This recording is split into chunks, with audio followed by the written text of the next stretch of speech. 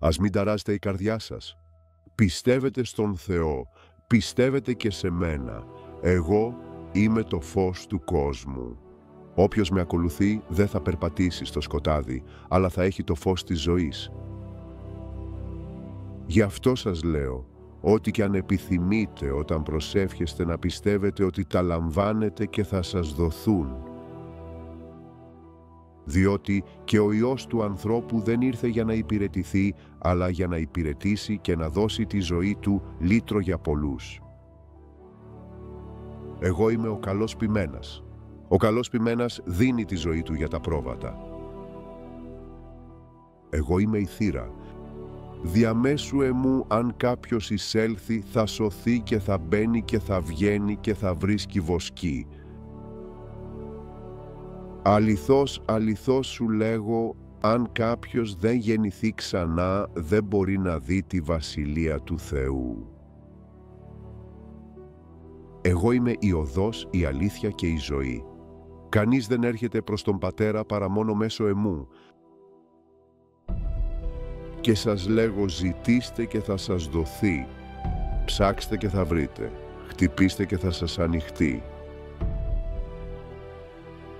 Γι' αυτό μη μεριμνάτε για το αύριο, διότι το αύριο θα μεριμνήσει για τον εαυτό του. Αρκετό για την κάθε μέρα είναι το κακό της. Μακάρι οι ελεήμονες, διότι αυτοί θα ελεηθούν.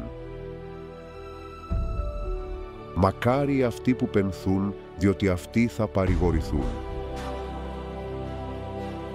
Μακάρι οι καθαροί στην καρδιά, διότι αυτοί θα δουν τον Θεό. Όλοι όσους μου δίνει ο Πατέρας θα έρθουν σε μένα, και αυτόν που έρχεται σε μένα δεν θα τον διώξω ποτέ. Διότι τι θα ωφεληθεί ο άνθρωπος αν κερδίσει όλον τον κόσμο και χάσει την ψυχή του.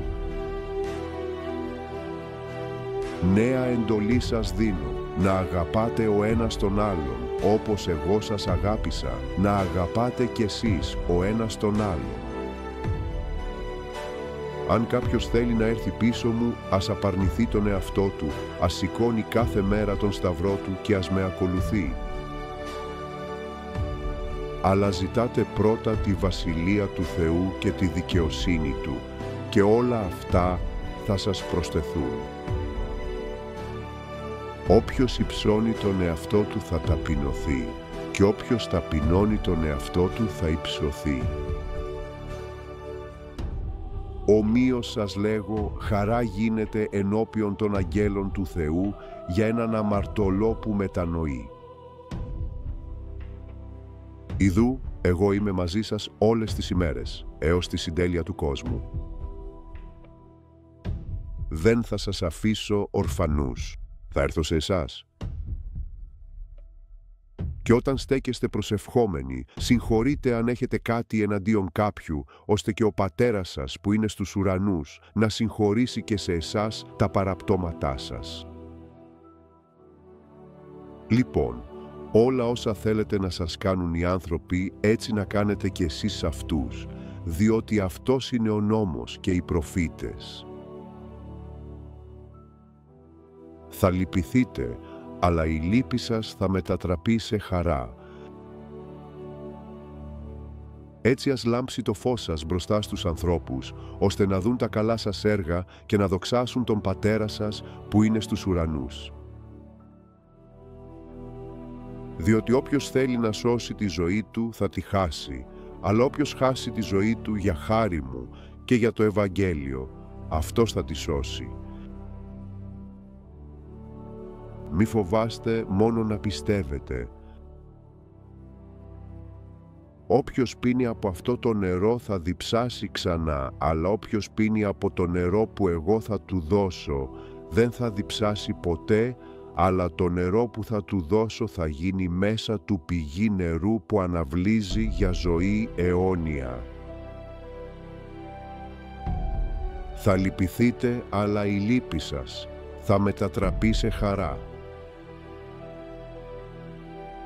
Αλλά σε εσάς που ακούτε, σας λέω, αγαπάτε τους εχθρούς σας, να κάνετε καλό σε αυτούς που σας μισούν, να ευλογείτε εκείνους που σας καταριούνται και να προσεύχεστε για εκείνους που σας κακομεταχειρίζονται. Σας αφήνω ειρήνη, τη δική μου ειρήνη σας δίνω. Δεν σας τη δίνω όπως τη δίνει ο κόσμος. Ας μην ταράζετε η καρδιά σας, ούτε να φοβάται. Η βασιλεία μου δεν είναι από αυτόν τον κόσμο. Αν η βασιλεία μου ήταν από αυτόν τον κόσμο, τότε οι υπηρέτες μου θα πολεμούσαν για να μην παραδοθώ στους Ιουδαίους. Αλλά τώρα η βασιλεία μου δεν είναι από εδώ. Κι αν πάω και σας ετοιμάσω τόπο, θα έρθω πάλι και θα σας παραλάβω κοντά μου, ώστε όπου είμαι εγώ, να είστε κι εσείς. Αυτά σας τα είπα για να έχετε ειρήνη μέσα σε μένα. Στον κόσμο θα έχετε θλίψη, αλλά να έχετε θάρρος. Εγώ νίκησα τον κόσμο. Πάτερ ημών ο εν της ουρανής, αγιασθήτω το όνομά σου. Ελθέτω η βασιλεία σου, γεννηθήτω το θέλημά σου, ως εν ουρανό και επί της γης. Τον άρτον ημών των επιούσιων δός ημίν σήμερον, και άφες ημίν τα οφειλήματα ημών, ως και ημείς αφίεμεν τις οφειλέτες ημών. Και μη εις ενέγγις ημάς εις πειρασμών, αλλά ρίσε ημάς από του πονηρού. Διότι σου είναι η βασιλεία και η δύναμη και η δόξα εις τους αιώνας των αιώνων. Αμήν.